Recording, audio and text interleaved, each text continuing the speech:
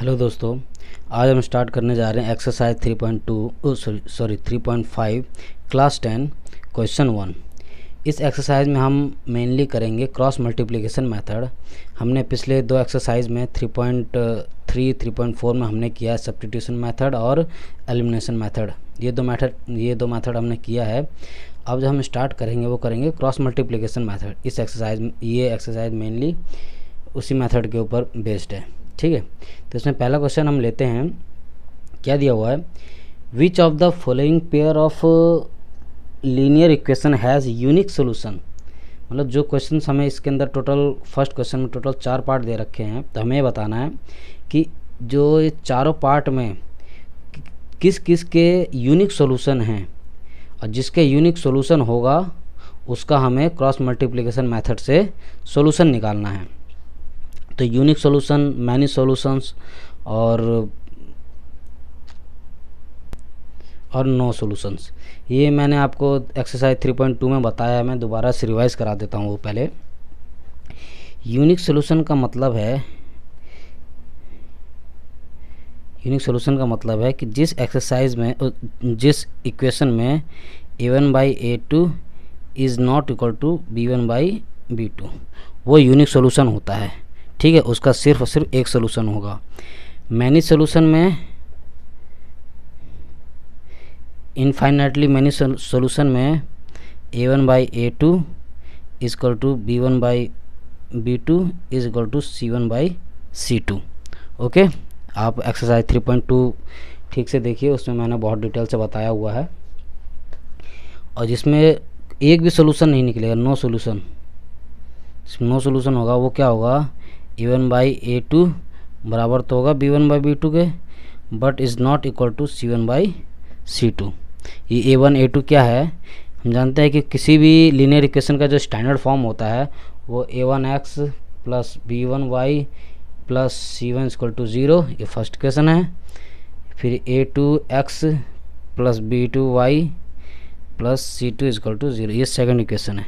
यहीं से हमने a1 b1 c1 a2 b2 c2 हमने वैल्यू उठा करके ये सॉल्यूशन हमारा निकलता है।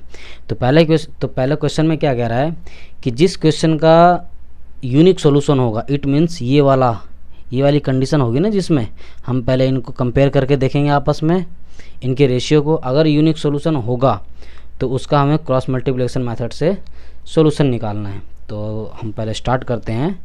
फर्स्ट क्वेश्चन दिया हुआ है मेरे पास, x minus 3y minus 3 equal to 0।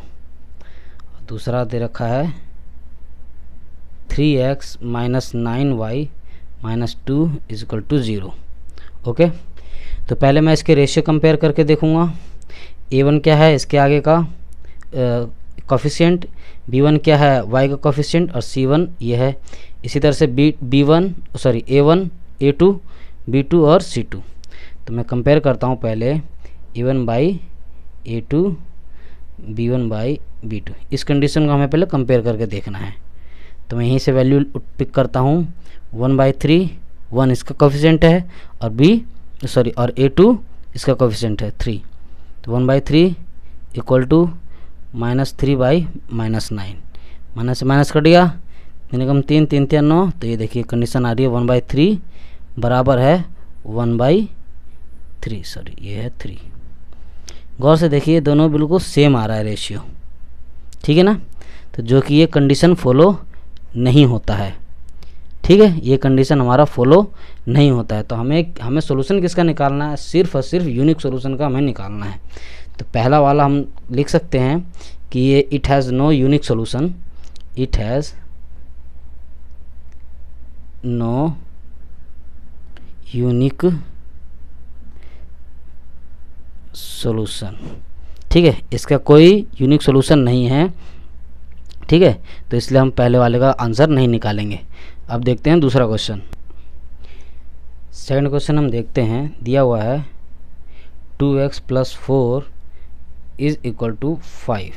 तो मैं क्या इसको मैं 2x प्लस 4, ये 5 इधर कर दूँ तो -5 इक्वल टू 0 लिख सकता हूँ। सिमिलरली ये 3x + 2y = 8, इसको मैं 3x + 2y - 8 लिख सकता हूँ ना, क्योंकि देखो मैंने आपको पहले ही बताया था कि इसको हमेशा स्टैंडर्ड फॉर्म में रखना था। स्टैंडर्ड फॉर्म क्या होती है? ax + by + c = 0, ये स्टैंडर्ड फॉर्म होती है। हमेशा इक्वल के साइन के दूसरी तरफ में राइट साइड में हमेशा 0 रखना है, बाकी सारी वैल्यू को उठा करके हम लेफ़्ट साइड में कर देते हैं। तो हमने सारी वैल्यू को उठा के एक तरफ कर दिया, राइट में हमने 0 कर दिया। ये हमारी स्टैंडर्ड फॉर्म है। अब इसका सॉल्यूशन देखते हैं। पहले हम इसमें मैच क्या करेंगे, वही मैच करके देखना है। a1/a2 और b1/b2। यूनिक सोल्यूशन का मतलब है कि ये दोनों का रेशियो बराबर नहीं होना चाहिए, ये हमें कंडीशन फाइंड करनी है। तो पहले हम यहीं से वैल्यू पिक करते हैं। 2/3 = 1/2। देखिए यहाँ 1 है, ठीक है, यहाँ 2 है, तो 1/2, यहाँ 2 और यहाँ 3। ये देखिए क्या दोनों रेशियो बराबर आ रहे हैं? ये बराबर नहीं है, तो ये is not equal to 1/2। It means it has unique solution. और जिसका यूनिक सोल्यूशन होगा उसका हमें क्रॉस मल्टीप्लिकेशन मेथड से सोल्यूशन निकालना है। तो अब आइए देखते हैं सोल्यूशन कैसे निकलता है। तो पहले मैं आपको सोल्यूशन कराने से पहले थोड़ा सा क्रॉस मल्टीप्लिकेशन के बारे में मैं आपको बता दूं कि होता क्या है ये actually. Cross multiplication method, English में इसे हम क्रॉस मल्टीप्लिकेशन मेथड बोलते हैं, हिंदी में इसे बोलते हैं वज्र गुणन विधि। क्रॉस मल्टीप्लिकेशन का मतलब ही यही है, आपस में क्रॉस होकर के इसका सॉल्यूशन निकलता है। तो मैं आपको इसका फॉर्मूला सीधा डायरेक्टली लिखवा देता हूँ। फॉर्मूला क्या है देखिए इसका, ये देखिए क्रॉस मल्टीप्लिकेशन का ये फार्मूला होता है x / b1c2 - b2c1 = y = y / c1a2 - c2a1 = 1/a1b2 - b2b1। ये इतना लंबा मेथड याद थोड़ा मुश्किल हो जाता है करना, तो इसके बिल्कुल सिंपल मेथड ऐसे याद रखिए। x बटे में मैं आपको सिंपल तरीके से बताऊं, इसका ट्रिक बताऊं सिखाने का। देखिए बी सी, देखिए बी से स्टार्ट होता है, बी देखिए बी, क्योंकि देखिए हमारा जो इक्वेशन है उसमें देखिए ए बी और सी यही 3 दे रखा है ना। तो बी से स्टार्ट करना है, बी सी एक साथ लिया, बी सी दोनों में एक साथ ले लिया, फिर सी और ए को साथ में ले लिया, देखो सी और ए को साथ में ले लिया, फिर क्या बच गया इसके बाद ए और बी। मतलब पहले हमने ये ले लिया, फिर इसी को दोबारा मैं यहाँ लिख दूँ तो फिर ये ले लिया, फिर बाद में ए और बी ले लिया। ठीक है, बी से स्टार्ट करना है, बी सी, फिर सी ए, फिर ए के बाद फिर बी। और इसकी जो पोजीशनिंग करनी है, बी कि 1 कहाँ लगाना है, 2 कहाँ लगाना है, तो देखिए सिंपल है, ये याद रखिए 12 21, 12 यहाँ 21 यहाँ, 12 यहाँ 21 यहाँ, 12 यहाँ 21 यहाँ। ठीक है, देखिए b1 c2 - b2 c1, देखिए 12 है, फिर यहाँ 21 है, यहाँ फिर से देखिए 12 है, फिर से 21 है, यहाँ फिर से देखिए 12 है, 21 है। और ये बनता कैसे है मैं आपको सिंपली मैं ऐसे ही बता देता हूँ। नॉर्मली आपने देखा भी होगा, बुक में भी दिया होगा x/y1। ठीक, ये देखिए कैसे बनता है। b से स्टार्ट करते हैं हम लोग इसका, b1 b2, ठीक, c1 c2, a1 a2, b1 b2। मैंने आपको क्या बताया था, b से स्टार्ट होगा, b से लेके c, तो b से लेके c, c से लेके a, c से लेके a, फिर a से लेके वापस फिर b, a से लेके b। तो ये पहला इक्वेशन का है b c a1, ठीक है। फिर इसी तरह से b2 c2 a2 b2, ये आपस में क्रॉस कर दो इसको। ओके, नीचे वाले को ऊपर से क्रॉस कर दो। अगर आप इसको फॉर्मूला बनाओगे तो इस x की वैल्यू कैसे निकलेगी, इसको इससे मल्टीप्लाई कर दो। ठीक है, अब फिर इसको इससे मल्टीप्लाई कर दो। तो देखिए अगर मैं दोबारा ये फार्मूला, ये जो हमारा फार्मूला बना है ना, ये बना कैसे, मैं दोबारा बता दूं। इनको आपस में मल्टीप्लाई कर दो। b को 1 से मल्टीप्लाई करोगे तो x डिवाइडेड बाई में देखो क्या आएगा, b से 1 b1 c2 ओके। फिर माइनस कर दो b2 c1, 12 21, 12 ये यहाँ हो गया, 21 ये हो गया, तो b2 c1 okay equal to y से, y में क्या लेना है, ये दोनों लेना है। अब इसकी इससे मल्टीप्लाई, इसकी इससे मल्टीप्लाई, तो c1 a2 c2 a1, c1 a2 minus c2 a1 ठीक। सिमिलरली 1 से कर दो, 1 में ये दोनों लेना है, a1 b2 minus a2 b1, इसकी इससे मल्टीप्लाई कर दो इसके। तो ये जो हमने आपस में जो क्रॉस करके जो मल्टीप्लाई किया है ना, इसीलिए इसका नाम पड़ा है क्रॉस मल्टीप्लिकेशन, या हिंदी में बोलते हैं इसको वज्र गुणन, ठीक है ना। ये तो मैंने आपको फार्मूला समझाया है। अब मैं इसका क्वेश्चन बताता हूँ कि इसका सॉल्यूशन कैसे निकालते हैं हम।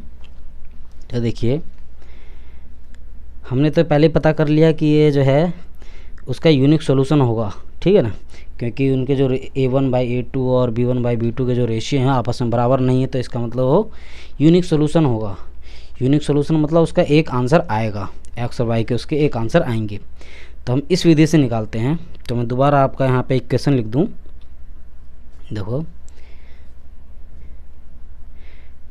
2x + y - 5 = 0, 3x + 2y - a = 0 okay. देखिए हमें पता है इसमें a1 ये है, b1 ये है, c1 ये है। मैं यहाँ पे आपको ऐसे लिख के बता दूँ, a1 मेरे पास 2 है, b1 मेरे पास b1 मेरे पास 1 है और c1 मेरे पास -5 है। सिंबल का भी बहुत ध्यान रखना है, ठीक है, सिंबल नहीं छोड़ना है, प्लस हो या माइनस हो। सिमिलरली इक्वेशन 2 में a2 b2 c2, तो a2 हो गया 3, b2 हो गया मेरे पास 2 और c2 मेरे पास हो गया -8, ठीक है। अब इन्हीं वैल्यू को, ये जो फार्मूला जो हमने बनाया ना, इनमें पुट करना है, लेकिन 1 बाय इतना लंबा करने की बजाय पे हम 1 बाय 1 करेंगे। पहले मैं x का ले लेता हूँ, फिर मैं बाद में y का ले लूँगा, ठीक है, फिर बाद में इससे मैं कंपेयर कर दूँगा। देखिए पहले मैं x का लेता हूँ, तो x का क्या है, b1 c2 - b2 c1, ठीक है। इसका कंपेयर किससे करना है, रिमेंबर इसका जो कंपेयर करना है, मुझे तुलना करना है, वो करना है इससे, कांस्टेंट वाले से, फिर तब जाके x की वैल्यू निकलेगी। फिर दोबारा से इसका कंपेयर करना है, वापस से इसी से कंपेयर करना है। मतलब x और y की वैल्यू निकालने के लिए जब x का फॉर्मूला लेंगे उसके साथ में ये लेंगे, ठीक है, इस पूरी वैल्यू को लिखेंगे और बाद में जो भी आंसर आएगा उसका x आ जाएगा। फिर सिमिलरली जब y का निकालेंगे तो सेम इस पूरी वैल्यू को लेके इसके साथ कंपेयर करेंगे, ठीक है ना, तो फिर y का भी निकलेगा। मैं बताता हूँ कैसा होता है। ये देखिए, और 1 बाई ये कितना है, 1 - a2 b1, ठीक। अब इस वैल्यू को हम लोग धीरे धीरे 1 बाई 1 करके रखते हैं। ये हो गया x divided by b1 c2 कितना है, b1 1, c2 कितना है -8, तो 1 गुणे में -8, ठीक। फिर ये आ गया माइनस b2 c1 2 गुणे में c1 कितना है -5। ध्यान रखना दोस्तों, एक भी वर्ड या एक भी प्लस माइनस इधर उधर हुआ कहीं पे तो आपका पूरा जो सॉल्यूशन आ जाएगा वो गलत आ जाएगा, ठीक है। नेक्स्ट देखते हैं इस वाले में 1 बाई a1 b2, a1 इतना b2 इतना, 2 × 2 माइनस a2 b1 3 और 1, 3 × 1 ओके। अब इसको सॉल्व करते हैं। x बराबर 8 एकम 1 8, तो -8 माइनस है ना, तो 5 दूनी 10, ठीक है, 2 पंचे 10, माइनस यहाँ है, अब आर भी माइनस, तो माइनस माइनस क्या हो गया प्लस, तो 5 दूनी 10। ओके, इक्वल टू सिमिलरली इसका करते हैं, 2 दूनी 4 माइनस 3 एकम 3, ठीक है। तो ये हो गया x बराबर x divided by plus minus minus, तो बचेगा 2। यहाँ आ जाएगा मेरे पास 1 बटे में 4 में से 3 गया तो 1, ठीक है, ये मेरे पास आ गया। अब इसमें क्या करेंगे, क्रॉस कर देंगे मल्टीप्लिकेशन ऊपर वाले के इससे, क्योंकि हमें पता है कि जब इस तरह की सिचुएशन कभी भी आती है, आपने छठी 7वीं 8वीं क्लासों 9वीं क्लासों में सीखा होगा, जब भी इस तरह के नंबर्स को हम लोग मल्टीप्लाई करते हैं हमेशा क्रॉस मल्टीप्लिकेशन करते हैं, ठीक है, ऊपर वाली की गुणा इससे, नीचे वाली की गुणा इससे।